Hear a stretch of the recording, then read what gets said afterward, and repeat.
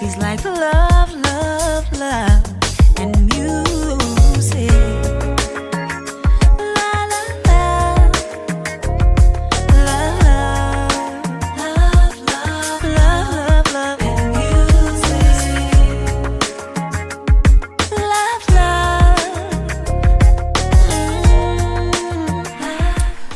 Hello, hello, hello, everyone. Thank you for tuning in. I am Jay Lee. This is Jay Lee's Corner. This is my review for Iyanla Fix My Life with Brandi Maxiell and Jason Maxiell. You know what I'm saying? Cheating ass, basketball husband and wives or whatever. I hope everyone is having a great Sunday. I tried to review this last night, but it did not work out. Okay, I was up late with power and doing that, and I was trying to review it. It was like 6:30, almost 7 o'clock in the morning, and I realized I was like 39 minutes in. I'm looking like, bitch, why are you 39 minutes in on the Iyanla review? No, baby, no. This is not right. And so I realized, bitch, you sleep when you babbling. Okay, so I just deleted it and said I'll try again today. And I am much more well rested, even though I did not go to bed until 8 a.m., almost 8:30 in the morning. But yeah, okay, I hope everybody's having a great Sunday, almost Monday, whatever. It's a nice chilly day today here in Michigan, so I got my little hoodie on. It's chillier than usual in my apartment only because I had the window open. It was cold outside, bitch. But I love it. I feel so wonderful. And my hoodie to get you at what worry about the business that pays you hoodie, hit the link in the description box. So Brandi Maxiell, you know, from Basketball Wives, and her husband Jason Maxiell. I know of him from when he played for the Pistons. I have no idea who he played for, not if he even still play. I don't know. And the only reason I know he played for Pistons is because he's friends with my cousin, who is a basketball coach for a team. Won't say which one. So he came over like to my mom's house before, and I'm like, oh, why is he so tall? And I'm like, oh, he played for the Pistons. Okay, hello, goodbye, get on my face. Anyway, but other than that, I don't know nothing about him or her. So we see that they have been married for 8 years, together for a total of 17, and they're on here basically because he been cheating since the beginning. Okay, that's the first thing. Yeah, we're gonna get right on into. Oh, if you have not done so already, please take a moment to subscribe to my channel, and do not forget to hit the notification bell to let you know when I have new videos. I almost forgot about that. Anyway, so yeah, just jump right on into it. He has been cheating on her since the beginning of the relationship, not the marriage, okay, the relationship. Okay, he brought up how the first time he recalled cheating on her was in their senior year. Now, I don't know if he meant the senior year of high school or the senior year of college. However, it was from the beginning. Okay, that's what matters.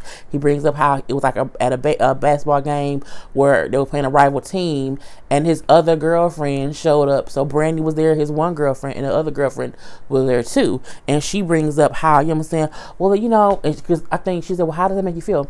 Well, you know, it hurt me. You know, it did hurt or whatever. But I thought he would grow out of it. So throughout this episode, every time as Brandi's talking, Iyanla was continuously putting in bandages on her little chest, on her forehead, on her arm, wrapping up her leg. Like she was bandaging her throughout this whole episode. I'm not going to mention every time she was bandaging her.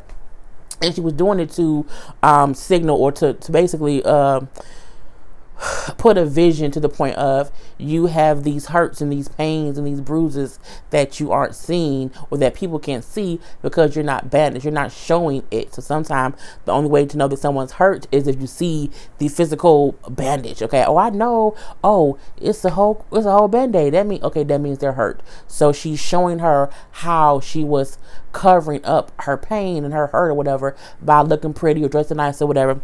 So we had the whole thing. But again, saying that I thought he would grow out of it. Girl, when? Where? How? Why? What is it? Who, what, when, where, how, and why? People don't know. Girl, she's a little bit foolish, you know. So she asked, like, why did you marry him? You know, if he was cheating or whatever, you know he was doing it. What made you want to marry him? And she said, you know what I'm saying, well, he was so supportive of me when I was diagnosed with cancer. So I do recall when she was diagnosed with cancer, how her hair fell out, how he had also shaved his head when she had to shave hers.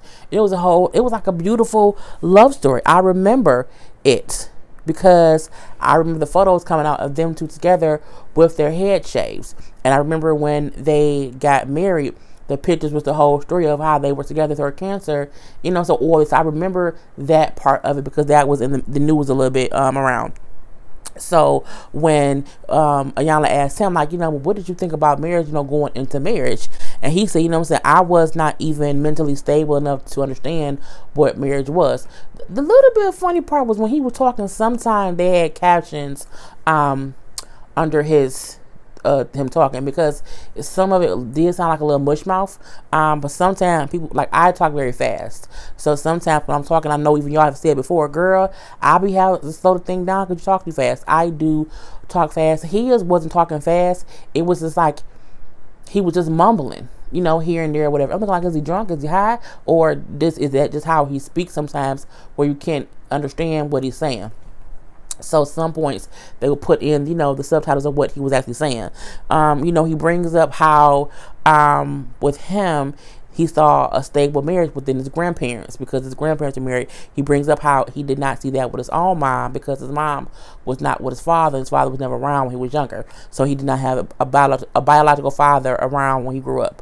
But he says grandparents was a vision of a stable marriage. So he knew one existed. He just did not understand what it took to have a stable marriage, in real life. He then admits that he did bring other women into the marriage. I'm like, well, that ain't no secret. You know what I'm saying? Because she was all on Basketball Wives. Some people, how he was cheating. And I think the last season that she was on as a regular castmate, he was on there trying to win her back, because he had cheated again. But the crazy part was, I think at that point in time, people thought, oh, maybe that's the first time them dealing with it a little bit. But no, she's been dealing with it forever. Since when? Since the beginning, bitches. Okay. So, Iyanla brings up to them how, look, I have no fight in this. I'm saying my commitment is not to, if y'all stay together. Like, it's not on me to figure that out or whatever. She just puts, it's up to y'all to determine if staying together is for the greater good of y'all's well-being. And I think that's a good way to put things, because sometimes I think people forget that a therapist or a counselor can't tell you if y'all should be together. Like, it's not my thing to tell y'all should be together or not. Y'all have to figure out if that's the best thing for y'all after y'all talk about whatever issues that y'all have. And so we see that she talks to Jason first. She asked him something, and he said, like, what is he there for? And he said, I'm just wondering, what do you see in me as a man? Like, what do you like, as a man, what do you see in me? And I'm looking like, well, how the fuck would she know, bro? She don't know you. Ask your wife that question. Ask your mama. Ask your, if you got siblings, you know what I'm saying? Ask your coach. Okay, I think that's a question better versed for people who know you. You can't ask a stranger. But I'm here to find out, as a man, what do you see in me? I see nothing, bro. I see you mumble a little bit. I see you got glasses on a little bit. I see you got a little vest on a little bit, but I don't, girl. Anyway, so she just brings up how, just from talking to him, the time that she was talking to him, that she does feel like he's attached, because he kind of did not have emotion. Even when Brandi was talking about how he was cheating on her, he just kind of was like, and he kind of had no reaction to it, whether it was shame or pain or just, anything. He just sat there, what I'm saying, Eddie Mustard style. So she said that, I feel maybe you don't acknowledge the sadness in your life, but you will justify things that you do by the own rational thoughts in your head that may not even make any goddamn sense. And that's why we have this whole situation. So, you know what I'm saying? But she then asked him, like, I'm wondering, how do you look at yourself in the mirror every day, knowing what you put your wife through? And then he said, I think I would just think of herself. And I said, think of herself. What does that mean? Like, what does that mean? You're able to look at yourself in the mirror because you're only thinking about yourself? But that kind of doesn't answer the question, because it's like that means you don't care about your wife.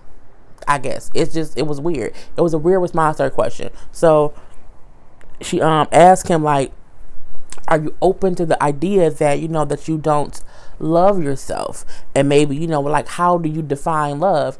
And he's like, well, I would be very shocked if I figured out I didn't love myself. Like, I don't think I don't love myself. He said, but for me, love is, when a man is taking care of home. He said, because for me, that's what I saw within my grandparents' marriage, with my grandfather. taking care of home. So sometimes we do have men who think, oh, if I take care of home, if I pay all the bills, and if everything is financially stable and she feels protected or whatever, even if I'm out here, you know what I'm saying, sucking and fucking and eating or whoever, or doing whatever else with whoever else, I'm still taking care of home. Well, no, that's not what love is. You can take care of home all day, but if you're out here cheating on me all day, every day with these hookers, okay, these heifers, these harlots, okay, you don't really love me because you keep hurting me, bruh. But you can kind of see he don't even really get what love is. I'm like, love to me has nothing to, it could not solely be based on if you pay the house bills, because if you pay the house bills but you never hear, how do you love me? If you pay the house bills and you bring me home STDs, how do you love me? If you paying all these bills at the crib but you out here literally sucking and fucking and eating whoever, you know what I'm saying, doing whatever other people, you don't love me, homie. So I'm like, he already is kind of confused to me. He also brings up how he remembers how his grandfather grieved when his grandmother passed away, because the grandfather was so, you know, sad that she was one sick and dying, and then how she eventually, you know what I'm saying, passed away. He said, so for him, you know, that's a very hard thing for him to think of, is that how, and that's the first time he had emotion. And she said, you know, well, see, now you're good. What's this emotion? This is the first time I've seen you have any emotion. And he like, you know, I just don't want to lose Brandi based on the stress that I put her through. You know what I'm saying? I want her to be happy, but my lies and my cheating, I know is making her hurt. Well, then stop. It's the equivalent of, I know I'm hurting my hand by putting it in the hot boiling water. Well, take your hand out the water. Okay, I know I'm hurting my foot by closing it in the door. Well, open the goddamn door. Like, it's the common sense thing to say, I know this lies and cheating that I do hurts her, but you won't stop doing it. I'm like, you just kind of crazy. You know what I'm saying? He then brings up, because she asked him, like, do you remember or recall the first time you cheated on her as your wife? He says, yeah, the first time I cheated on her as my wife, it was with a girl who I met the day before our wedding at my battery already low. A girl I met, probably I've been on it all day. A girl I met the day before our wedding. And I'm like, the day before the wedding, you met a bitch at the club? Like,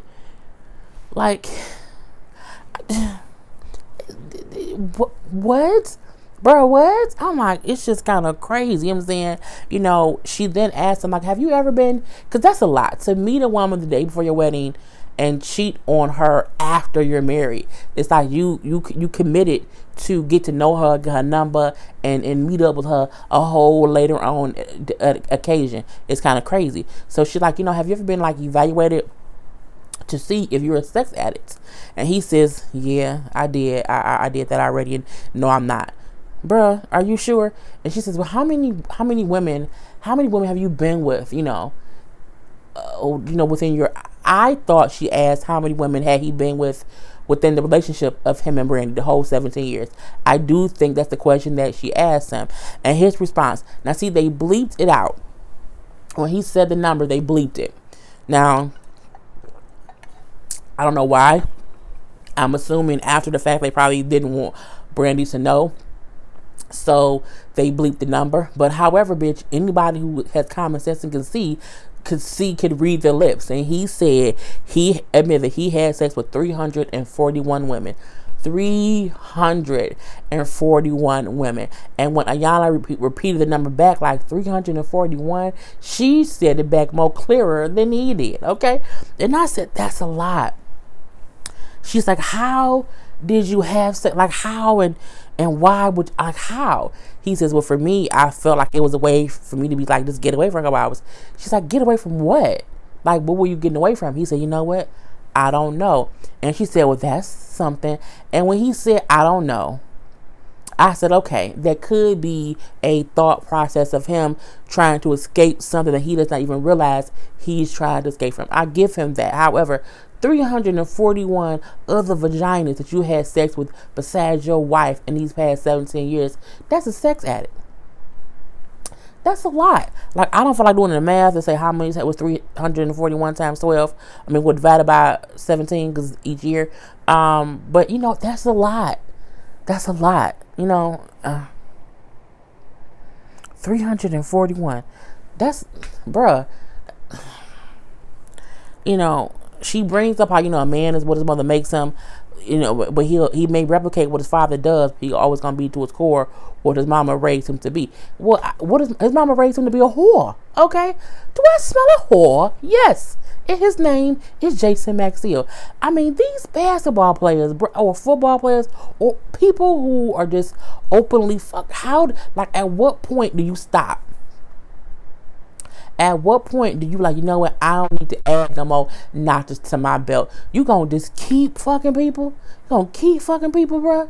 You gonna keep fucking people? And if they break up, if they get a divorce, and he out here wilding again, is he gonna add a whole another 341 people? I'm like, that is like, there's nothing you can even compare that to in as far as numbers. Like, that's not a football team. That's the whole NFL league. That's probably the whole NFL league. Okay, that's a whole league. Okay, not a team, bitch, a league. Okay, that's all the NFL players, or all the basketball players, or all the baseball players. That is all of some shit. That is a whole full 2 high schools full of people. You fuck 2 or 3 high schools worth of people, bruh. How do you do that? Your dick got to be burning, because ain't no way on God's green earth that you didn't use that you was kind of with everybody. Have you ever got a disease? I hope they're curable. It's 341. Iyanla then goes to talk to Brandi, okay? And she walking like, Brandi, you in trouble, girl. She is. Because her husband is her husband is a male harlot, okay? He's a marlot, okay? He is a male harlot. He's a marlot all up and through the streets. 341 people. And she don't know the number. Now, a lot of people say when you meet someone, you're dating someone, you don't ask them how many people they have had sex with before you get married. But at this point in time, you got to ask your husband, how many people have you fucked since we've been married? And he say 341 since I've known you. Bitch, what? I got to kill you. Pew, pew. Both we gonna die. Okay? Pew, pew. No, you have to die. 341? Girl, and she does not know his number. And I feel like the number could be higher. And he just don't want to say. But no, if you're going to say 341, you might as well say it was 458. So I'm going to say that's his real number. So, you know what I'm saying? She's talking to Brandi. She's again wrapping her in bandages. Before she had just wrapped her, before she had like put a bandage on her leg, on her knee, like a band-aid here, whatever. This point in time, she has like ace bandages, but a white ace, like mummy bandages. The white mummy bandages. And she's wrapping her head. And I can see Brandi is aggravated. Not mad, not clearly, you know what I'm saying, she want to punch Iyanla aggravated, but I can tell that she does not want to be wrapped in these bandages simply because she wants to look cute on TV. Let's be honest and call a spade a spade. I could see that from how she was looking when Iyanla was wrapping her. And I got the exercise of why Iyanla was wrapping her head up. Because it's headaches, okay? You're going to have a whole headache when you find out your husband has fucked 341 people. Anyway, you know, she asked her, like, what's the biggest problem? I'm so thirsty. What's the biggest problem in you and Jason's marriage? Is it the cheating? And she said, well, no, you know, honestly, the bigger problem is him lying. That's my biggest problem within our marriage. And then she said, so the lying for me is worse than the cheating. I say, dude, but I think she said that because she don't know the number. I think if she knew the number, she would say, you know what? Well, no, at that point, he lying into because he lied 341 times. So if you lied 341 times and cheated 341 times, even if it's just 200 times, let's say 200. Let's say 141 happened before they got married or before they got together. If you have had sex with 200 women since we have been in a relationship, that is the big issue. You've lied to me 200 times. You have cheated on me 200 times. With 200 women.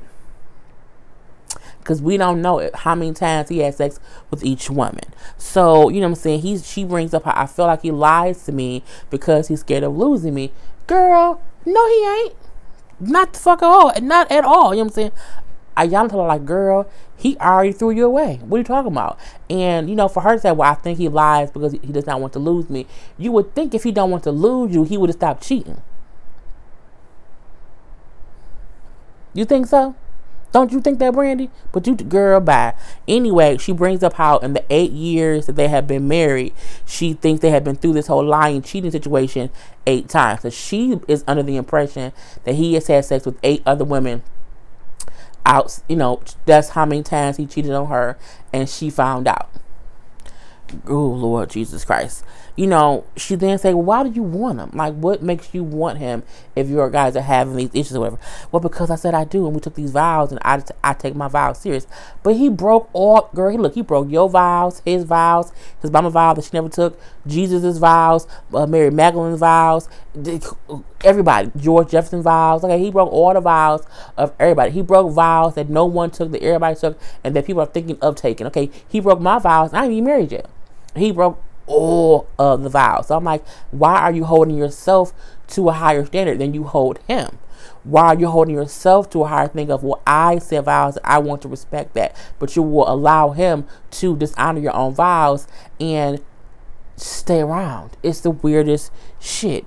Anyway, she also says that she felt like because when he first was cheating, they were kids, again, that he would change. Girl, that's something you say in the beginning before y'all are engaged. Okay, once you engaged, once you's married, if he's still cheating, he ain't gonna change. And the reason he won't change again is because you won't you don't care if he changed. Because if you did, you wouldn't stay with him.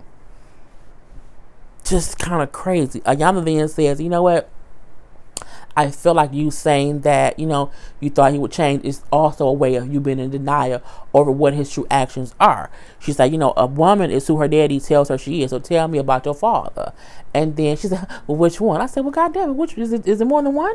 So she brings up how her mom was with one guy. They then broke up. She says, her mom then met another guy. They had sex once and then they broke up.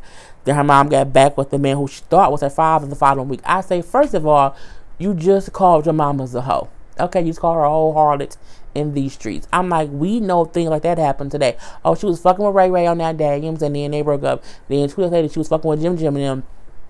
And then Jim won shit. She broke up with Jim. So she went back to Ray and then they got together. But turns out the baby wasn't Jim's or Ray's. It was Tutu's. It's like, well, that's 3 whole people. Okay, what is going on here? And so she brings up how the man who was raising her was abusive to her mom, who she thought was her father. Turns out he was not her biological father. She didn't find that out until she was like 28. So Iyanla said, well, I feel like you watched your mother be with a man who was abusive and always hurt her. You then grew up and married a man who continuously cheats on you and hurts you. So in a way, you're repeating the cycle. It's just a different form of abuse. I do kind of sort of agree with that. It's kind of really true. She then brings up, well, I don't want to really deal, my husband is not that bad, because he's still the father of my son who looks up to him. And she said, yeah, but y'all can co-parent and not be together if that's the case. Like, if he's out here just, hurting and abusing you, basically, not physically, but I'm saying emotionally, mentally, you're showing your son how a woman will behave when a man basically disrespects her, and she just stays for you. That you're showing him that's what women do, and that's not good. So we then see Iyanla talk to the moms. First of all, the moms don't get along all that well, or they used to not get along all that well. They are better now. Brandi mom was like, look, he was cheating, but in the beginning, so him cheating is nothing new. He was cheating when they were dating, he was cheating when they were engaged, and he was cheating all throughout the marriage. So it's not, and that's coming from her mama. Okay, now, she asked the Brandi mom about the whole father situation, what's going on with that.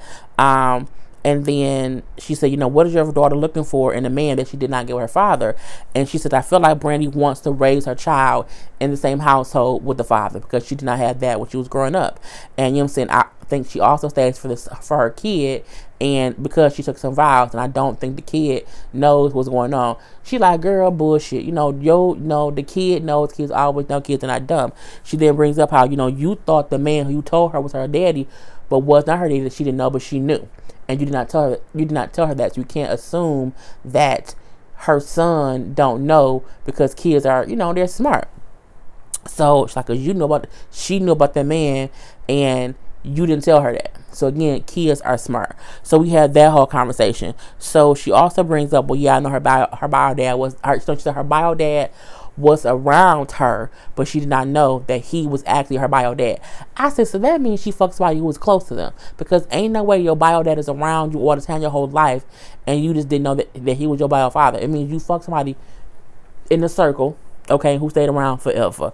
But I'm like, that's just kind of crazy. So she then brings up how, she had an issue too when she found out that Brandi and Jason was not sleeping in the same room. Now, Jason's mom then said, yeah, she heard that too, because her grandson, their 5-year-old son, told her that mom and daddy don't sleep in the same room anymore. That's the whole thing. Now, Jason's mom then goes into how she don't think, he has any issues with his father not being around.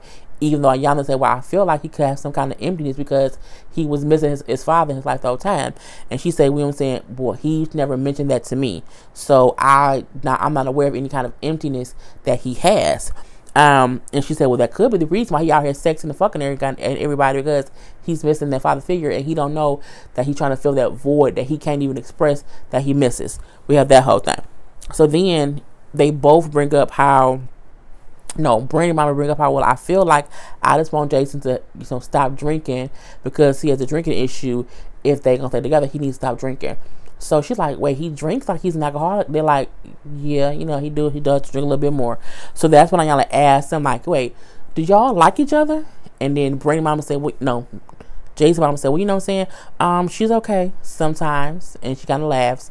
Her mama then said, we'll be good now. But before, things was kind of rough or whatnot. And even back before, when Brandi banned her from their house, I would still invite her over. And she said, wait a minute. Your son's wife banned you from coming to see him? And she said, not just me, his grandfather. Like, he didn't see any of us. I would only see him once a year, and that's if I had a birthday party. Other than that, I would not see him, and it's kind of hard for me. So at this point in time, you realize there's a whole breakdown between them that no one's talking about, okay? So nobody really know what the hell is going on. So when she got back to Brandi and Jason, she like, you know what I'm saying? Why did you take the bandages off? So she didn't take off the face bandage stuff. I felt clothes, things I just had to take it off. No, you wanted to look pretty for the camera, so you went and took it off, and you went and fixed your hair and made yourself look pretty again for the cameras. You ain't fooling me. Because again, you could tell from the beginning, from the first time Iyanla put a band-aid on her forehead, that she was uncomfortable with anything being on her face. And I get that, because I don't like people touching my face either, because I break out really easy. So I get that too. But I don't think she was putting anything on her that would break her out. I just think Brandi wants to always look how she wants herself to look on TV. Same it was on Nephew, Nephew on TV trying to look all pretty. So was Jason. Well, so was Brandi. Anyway, I like how she said to her though, that's your problem. You want for people to treat you like you injured or with kid glove, or however you want. Show anyone your pain to, show them what's going on, but you want us to treat you with kid gloves. I got what she meant. Like, you've been so hurt by him, but you don't want to show you've been hurt by him, but you want people to treat you as if you've been hurt. You can't have it all in ways. And I said, you cannot. She then asked him if he has a drinking problem. Brandi says he does, in her opinion. He says, I don't think I do. But he's aware that his wife, his mama, and her mama think he does. So, it's like, look, I think both of y'all are in denial over real issues that's going on, whatever. She then asked Brandi, do you know how many women he slept with? Or whatever. And she says, I don't know everything, whatever, but it's kind of crazy. But I do think the number matters, but he kind of won't tell me. And she said, well, does the number really matter to you, for him to tell you that? And she says, yes. She's like, well, it doesn't, but it really does. And she said, well, I think it's been 8. And then she said the number would devastate you. It's going to break your heart or whatever. And she's like, well, how many is it? Like, what's the number? How many is it? And she says, well, I'll say this. It's more than 50. And she said, I think over 50 and 341 is two different numbers. What she should have said was, it's over 300. Because over 50 does not even come close to the number, but at the same time, over 50 can mean anything over 50. But I'm looking like over 50 to me, we're like, okay, he has sex with 60 women. Okay, it's made 60, but I don't hear over 50 and think 300 than 41. I don't, not at all. So we had that whole thing. At this point in time, oh, that's disgusting. I just can't. She's like, wait. She's like, wait. She's like, breathe, express yourself. Like, how does that make you feel? Well, how do you think? How do you feel? She's like, well, no, it's not about me. How do you feel? It hurts. It's disgusting. I cannot believe it. She said, well, what makes over 50 more disgusting than over 10? Like, when we are what 10. She's like, both of them are high numbers, regardless how you, well, 8 or 10 is a lot, but still, like over 50, like, I just can't believe that or whatever. At this point in time, she's upset. So she gets up and she walks off. She go upstairs, he go outside or whatever, and she just kind of closed off because of the whole thing. So Iyanla go up there and talk to her when she's in the room. She's like, I just feel hurt. I feel stupid. She's like, well, no, don't feel those things. Feel hurt. Feel stupid. Simply, and the reason I say this is because you stayed. I'm saying he cheated from the beginning, and you stayed. He cheated in the relationship before y'all was engaged. He cheated while you were engaged. He then cheated during the marriage. So why are you now feeling stupid? I think the reason she felt stupid is because now the world has seen him admit to how many times he cheated on me, and now I feel dumb. Well, it can go both ways. It's kind of crazy. Iyanla tells, like, well, don't feel like him cheating on you is a reflection of you, like it's a reflection of him, like it has nothing to do with you. It's about him. It's like a violation of him, and it flows over to her. I didn't get none of that shit that she was saying. Oh, my battery, I keep forgetting. I got 10% left, y'all. 10% left. I did not like how Iyanla was kind of like not making him take accountability for what he was doing. All the whole of, he misses daddy, or he didn't. No. He still should know not to cheat on his wife 341 times. That's just common sense or whatever. But she do bring up how she's aware, Brandi does, that she's aware that, his body count is not about her. How she's aware that something in her attracted him to her. And I don't believe that. I feel like something in her made her stay. I don't think something in her attracted a man who was a cheater, but I do think once he was in her life and she saw what kind of person he was, something in her made her stay and not leave. That's the difference to me. Now downstairs, a whole tearless Jason is saying how, he's upset, he does not know what to do, whatever. And Iyanla's like, I feel like you are punishing yourself when you go out and have sex with all these women, or you go out and, get drunk or whatever. So, it's like every time you lie, cheat, drink or whatever, or be with another woman, it's all to avoid your own pain and punish yourself. I get that to a certain extent. At the same time, no, he out here being a whole marlet, okay, a male harlot. And that's the realization of what it is. The same way if a woman was out here fucking a whole bunch of men, you'd be like, no, you out here fucking people, okay? He was out there fucking people. It's really that damn simple. So he's like, well, am I not punishing Brandi? Yes. And y'all both was crazy for staying. And it's some bullshit. So we then see the next day, and then she's talking to Jason first. And, she had him write down some things about what he's afraid of. He said, I'm afraid of my wife, and I'm afraid that because I don't know who she is right now.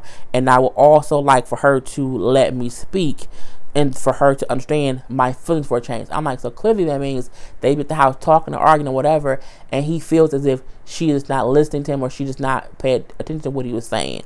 He brings up how he's also afraid of not seeing his grandfather. And she's like, well, what's that about? He then says, well, Brandi and my grandfather's wife got into a beef or whatever. They got beefed out, so she won't go see them. So because she won't go, I haven't went either. Because she just refuses to go. And I'm like, well, go without her. Like, you don't need her to go visit your grandparents. Go with the fuck out her. But whatever. She then wonders if Brandi's using the guilt that he feels for cheating as a reason to control him. And say, well, because you cheated on me, whatever, I'm going to say, I don't want to go see your grandfather, whatever. And then he feels guilty for what he's done in other cases. So he stays with her. It's very, very true. Very, very possible. Anyway, whatever. When she goes to talk to Brandi, she says she realized how Jason needs to fix some things, and he has to do that. You know what I'm saying? And I feel like in the past I've always been the one to push him to do things, make him do this and make him do that. And she said, like before I would tell him like he should do this, he should do that. And Iyanla brings up like you would tell him that he cannot go see his grandfather. I didn't say that. I never said that. I've never said that. It was a whole back and forth thing. I 100% believe that she did do that. She said what I said was, you can go, but my child can't go. So I never told him that he couldn't go. I just said if he go, my child wasn't going and that I wasn't going. And so he then would decide to not go. She then brings up how I don't trust my child because I'm very protective and I don't want him around a drunk. Meaning I don't trust Jason with our son. Okay. And she said, you know what you need? So are you saying that you don't trust him with his father? And she says, yes, I do not trust my son is safe with his father or his grandmother. Okay. Which is his grandfather's wife. I'm looking like, girl, are you for real? Crazy, crazy, crazy, crazy, crazy. She then brings up like, I can help them, but you know what I'm saying? I kind of said you can't help them because you don't trust them. So you can't help someone that you don't trust. And that's just not how it works. You know what I'm saying? She's like, I feel like your help will turn into manipulation, badgering, and control. But I'm like, hell, it seems as if that's what the fuck it is now. So she just need to do what she gonna do. So she told her like, I don't think that you see your part that you play in being manipulative, controlling, and badgering him. That part I can agree with. I do think that it seems like she does do those things to him, but it's because of what he did to her. So it's a whole tit for tat thing that she thinks she's able to be mean to him, and he takes it because he's cheated. It's a whole fucked up ass circle. So that's not true. I don't interfere. I don't manipulate him. I'm not controlling. Yes, you are. You are. Because when you told that man that he can go see his grandfather, but your son can't go, that was a way of manipulating him to not go. Because you know he felt guilty about what he did to you. Because he's a piece of shit. So he's a piece of shit who cheats. So then you punish him, and then he just stays away from family. It's a whole, it's just bush. You know what I'm saying? That's not even fair to say. Yes, you said it to that girl, Brandi, bye. We see Jason and Brandi both talking. You know what I'm saying? He said something, and he said something like, I want to be heard in my own house. Like, I don't want to feel, I feel like less than a man in my own house, and I don't want to feel that way. I do have to admit when I do things wrong, but I do not want to feel like less than a man when I'm in my own house. Iyanla then tell Brandi, say what you heard him say. Her response was not what he said. She said something like, you want to talk to me, but the way I deliver things and talk to you, you don't hear me, so you can't do things right. And she's like, that's not what he just said. She's like, I think you were busy forming a response that you didn't really fully listen and hear what he actually said. It was a lot of back and forth at this point. It's a lot of back and forth. The key of it is, he also brought up how he don't like when she calls him weak and how he does in front of the kid. Again, that's a way for her to control him. And he said, when you do that, it makes me shut down or I just walk away. So their marriage has much more issues than I feel like some of these episodes cannot just be one episode. Like, it needs to be two. I get that she has a whole season to do and it may not be that easy, but I feel like this one should have had a part two. They had such a crazy day one that I feel like nothing happened in day two. So, you know what I'm saying? Even Iyanla told her, like, if you want him to stop drinking, there's a way to say it without bringing in what you won't do or what he can't do or where he can't take the kid. You can't then say, well, I don't interfere with how he sees his son. You said earlier that he couldn't take his son somewhere because you don't trust him. So I'm like, in hindsight, that is not, interfering. But the thing is, if he drunk, he need to get help. Reiterate that versus, I don't do it. It's just, I was over it at because I'm like, they kept bringing up more and more stuff, but nothing was really being resolved. He was saying issues that he had. She was saying that she didn't do it. But I'm like, are we not going to address the fact that he fucked 341 people? It was just crazy. It was crazy. Iyanla basically told them, like, look, I feel like one of y'all need to leave for like at least 90 days to get clear on what y'all want to do. He do say how he gonna clean up his drinking so that it does not interfere with his son. But again, they don't need to be married. And I feel like once this episode airs and she sees it, she'll be like, you know what? Fuck you. 341 people. 341. I think that may be the straw that breaks the weave camel's back. I'm not sure. Anyway, Iyanla says how Brandi needs to be more aware of the mask that the way that she masks her pain of him cheating, because she does it by controlling and manipulating him. And for him, he needs to work on the reasons he's drinking and cheating so much, because it's hurting his wife. They still together. It said, as of right now, they're still co-parenting, or they're still together working on their relationship. They don't need to be together. They don't. And this is a long ass review, and I hope y'all liked it. But I was over the bullshit. It was a lot of repetitive conversation, and I feel like nothing was resolved. You know what I'm saying? I feel like nothing really happened at the end. We didn't even hear him apologize for fucking all the women. I'm like, how, bruh? What happened? Anyway, put y'all comments in the comment section below. I have to start watching these Sunday shows to review for y'all, and they'll be up sometime tonight or tomorrow on Monday. Peace.